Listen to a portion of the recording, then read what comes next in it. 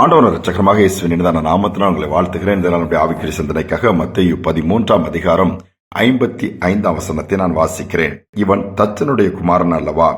இவன் தாய் மரியாள் என்பவள் அல்லவா? யாக்கோபு, யோசே, சீமோன், யூதா என்பவர்கள் இவனுக்கு சகோதரர்கள் அல்லவா? இவன் சகோதரிகள் எல்லாம் நம்மிடத்தில் இருக்கிறார்கள் அல்லவா? இப்படி இருக்க இதெல்லாம் இவனுக்கு எப்படி வந்தது என்று சொல்லி இயேசுவின் நிமித்தம் அவர்கள் இடரல் அடைகிறார்கள். பாருங்கள், இந்த இடத்தை வாசிக்கும் பொழுது இயேசு இந்த உலகத்திலே வரும்பொழுது மாம்சமும் இரத்தமுடைய நம்மை போல வந்தார். அவருடைய குடும்பத்தை பார்த்து, அவருடைய சூழ்நிலை பார்த்து, அவர் தேவனுடைய குமாரன் என்று சொல்லி ஜனங்களால் ஏற்றுக்கொள்ள முடியவில்லை. அற்பமாயினார்கள், அலட்சியப்படுத்தினார்கள், அவருடைய வார்த்தையை அசட்டை பண்ணினார்கள். அதனால் என்ன விளைவு தெரியுமா? அங்கு அதிகமான அற்புதத்தை அவருடைய ஊரில் அந்த பகுதியிலே செய்ய முடியவில்லை. வேறு இடத்திற்கு போய்விட்டார் என்று வேதம் சொல்கிறது. அநேக நேரம் நம்மை குறித்து அற்பமா எண்ணும் பொழுது, கொஞ்சம் அப்படி மட்டத்தட்டி பேசும் பொழுது, நம்முடைய குடும்பத்தின் சூழ்நிலையெல்லாம் குறித்து விரோதமாய் பேசும் பொழுது, அல்லது கொஞ்சம் மரியாதை குறைவா பேசும்போது நம்ம உடைந்து விடுகிறோம். ஆனால் இயேசுவே அந்த பாதையில் கடந்து போயிருக்கிறார். யோசித்து பாருங்கள். ஆனால் நடந்தது என்ன? இயேசு பலத்த காரியங்களை நடப்பிக்கிறார். அதோடு மட்டுமல்ல, கல்வாரி சிலுவையிலே தன்னையே பலியாய் கொடுத்து அந்த நேரத்தில் பார்க்கும் பொழுது அருகில் 100க்கு அதிபதி சாட்சி கொடுக்கிறான், மெய்யாகவே இவர் தேவனுடைய குமாரன் என்று சொல்லி. எவ்வளவு பெரிய மேன்மையான ஒரு காரியம். அதே போலதான் நாட்கள் வரும் பொழுது, இன்றைக்குள்ள சூழ்நிலை வைத்து மற்றவர்கள் நம்மை அற்பமா எண்ணலாம். ஆனால் வரப்போகிற நாட்களில் தேவன் ஆசீர்வதித்து உயர்த்தும் பொழுது, யார் விரோதமாக யார் அற்பமா பேசினார்களோ அவர்களுக்கு முன்பாகவே நம்மை வாழ்ந்திருக்க பண்ணுவார். அந்த கண்கள் காணும்படியே செய்வார். இதுதான் கர்த்தருடைய கிரியை. நிச்சயமாகவே அப்படி நடக்கும். ஒரு இளம் வயதிலே அந்த குழந்தையுடைய வளர்ச்சியை பார்க்கும் பொழுது, உயர்வாக வளர முடியாமல் குள்ளமாக, சரீரங்கள் கொஞ்சம் அந்த மாதிரி வித்தியாசமான ஒரு சரீர அமைப்பு, சரியான படிப்பும் கிடையாது. பேச சொன்னா அவனுடைய உச்சரிப்பும் சரியா இருக்காது. அநேகர் சில பிள்ளைகள் சரியா உச்சரிக்கலன்னா, சில பெரியவங்க அனுப்ப கூட அதை உச்சரிக்க முடியாதனால கொஞ்சம் பரியாசம் பண்ணுவாங்க, கிண்டல் பண்ணி காமிப்பாங்க. அதை பற்றிலாம் அந்த பையன் கவலைப்படவே இல்லை. ஆனால் அவன் தன்னுடைய காரியத்தை செய்து கொண்டே இருந்தான். அவன் பாட்டு வளர்ந்து வந்தான். ஒரு நாள் ஆண்டவருடைய கரம் அவனை பிடித்தது, அவனுடைய வல்லமை அவனை தொட்டது, வாழ்க்கை மாறிச்சது, பயன்படுத்த ஆரம்பித்தார். தேவன் அவனை பயன்படுத்தும் போது கூட இந்த வார்த்தைகளிலே கிராமர் மிஸ்டேக் நிறையவே இருக்குமாம். சிலர் அதை பரியாசம் பண்ணுவார்களாம். ஆனா அவர் அதை பரியாசம் பண்ணுவதை பார்த்து கவலைப்பட மாட்டாராம், கோபப்பட மாட்டாராம், எரிச்சல் பட மாட்டாராம். மாறாக என்ன சொல்லுவார்? நான் என்ன சொல்ல வருகிறேன் என்பது உங்களுக்கு புரிந்தது அல்லவா, அது எனக்கு போதும் என்று சொல்லுவாராம்.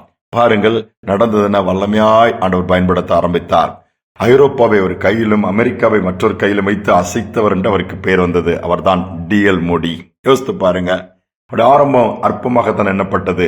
அவருடைய வார்த்தைகள் எல்லாம் அசட்டை பண்ணவர் மாதிரி மற்றவர்கள் பரிகாசம் பண்ணுகிற விதத்தில் தான் இருந்தது. ஆனால் அங்கு ஆண்டவருடைய வல்லமை இருந்தது, ஆண்டவருடைய கிரியைகள் நடந்தது.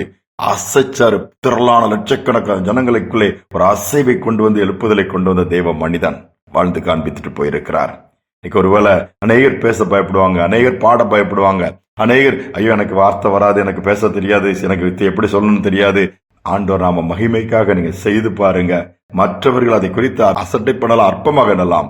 ஆனால் உங்கள் வார்த்தையில உண்மையாகவே ஆண்டவர் உங்களோடு கூட இருந்து நீங்கள் காரியங்களை நடப்பிப்பீர்கள் என்று சொன்னால், உங்கள் செயல்களில, உங்களுடைய கிரியைகள்ல, ஏன் நீங்கள் ஒரு பாடல் பாடும் பொழுது கூட தேவனுடைய பிரசன்னம் அதில் இருக்கும், தேவனுடைய வல்லமை அதில் இருக்கும், அற்புதங்கள் நடக்கும். பயன்படுத்த முடியும். தாழ்த்தி ஆண்டவர்களை ஒப்புக் கொடுப்போமா? எங்கள் அன்பின் பரலோக தகப்பனே, இந்த புதிய நாளில் உடைய சமூகத்திலே தாழ்த்தி வந்து நிற்கிறோம். அநேக நேரம் மற்றவர்கள் சொல்லுகிற அற்பமா என்கிற காரியங்கள் எங்களை உடைத்து விடுகிறது. இப்படிலாம் பேசுறாங்களே, இப்படிலாம் செய்யறாங்களேன்னு சொல்லி அநேகர் புலம்பிக் கொண்டு அப்படியே முடங்கி விடுகிறார்கள். தங்களுக்குரிய தாளந்துகளை புதைத்து வைத்து விடுகிறார்கள். ஆண்டவர், நீர் நடத்துகிறவர், நீர் உயர்த்துகிறவர், கூட இருந்து பெரிய காரியங்களை செய்கிறவர் என்ற நம்பிக்கை இழந்து விடுகிறார்கள். இப்படிப்பட்ட சூழ்நிலை கடந்து போற பிள்ளைகளை, குடும்பங்களை இந்த நாள் நினைவு கோருங்கப்பா. அந்த சூழ்நிலையை மாற்ற உம்மால் முடியும். சர்வ வல்லமையுள்ள தேவனப்பா. ஒருவேளை தரித்திரத்திலே போகலாம், கடன் பிரச்சனையில் இருக்கலாம், வேலை இழந்திருக்கலாம், அல்லது குடும்பத்திலே வாழ்க்கையிலே எதிர்பாராத சம்பவங்கள் நடந்திருக்கலாம், அவமானத்தின் நிந்தையில போகலாம். இன்னைக்கு ஊர்ல யாருமே எங்க குடும்பத்தை குறித்து சொல்லுகிற அளவுக்கு அந்த அளவு ஒரு ஸ்டேட்டஸ் இல்லைன்னு சொல்லி அப்படியே ஒதுங்கி போயிருக்கலாம். அந்த பிள்ளைகளை இன்னைக்கு கண்ணோக்கி பார்த்து, வீடு கட்டுகிறவர்களால் ஆகாதென்று தூக்கி எறியப்பட்ட கல்லை மூளைக்கு தலைக்கல்லாய் மாற்றினேரப்பா. இது கர்த்தராலே ஆயிற்று. கண்களுக்கு இது ஆச்சரியமாக இருந்தது சொன்ன வார்த்தையின்படி இந்த நாளிலே இதை கேட்டுக்கொண்டிருக்கிற ஒவ்வொரு பிள்ளைகளுக்கு அப்படிப்பட்ட கிருபை உண்டாகட்டும். எந்த இடத்துல வெட்கப்பட நேர்ந்ததோ, எந்த இடத்துல தலை குனிய நேர்ந்ததோ, எந்த இடத்துல அவமானப்பட நேர்ந்ததோ, அந்த இடங்களிலே நிமிர்ந்து நிற்க பண்ணுவீராக. வாக்கியத்தை கொடுப்பதற்காக ஸ்தோத்திரம். நீர் எடுத்து பயன்படுத்துங்க. எப்படிப்பட்ட நபராக நான் நீர் பயன்படுத்த முடியும் அப்பா? மோசேயின் தேவன் நீர் எங்களுடைய தேவன். தாழ்த்தி ஒப்புக் கொடுக்கிறோம். துதிகனமே ஏற்றுக்கொள்ளும் இயேசுவின் நாமத்தில் பிதாவே, ஆமேன், ஆமேன். எதை குறித்தும் கவலைப்படாதீர்கள். மற்றவர்களை அற்பமா எண்ணலாம், உங்களுக்கு பேச தெரியாதுன்னு சொல்லலாம், உங்களுக்கு ஒண்ணுமே தெரியலன்னு கூட சொல்லலாம். இயேசுவை தெரிந்திருந்தால் போதும், இயேசுவை அறிந்திருந்தால் போதும், இயேசுவனுடைய வாழ்க்கையில அனுமதித்தால் போதும். அவர் நடத்தும் பொழுது அதிசயங்கள் நடக்கும். ஆச்சரியப்படுகிற விதத்துல கர்த்தர் அவளுக்கு முன்பாக உங்களை உயர்த்துவார். இந்த சிந்தனையோடு இந்த நாளை தொடருவோம். மீண்டுமாய் நாளை தினம் சந்திப்போம்.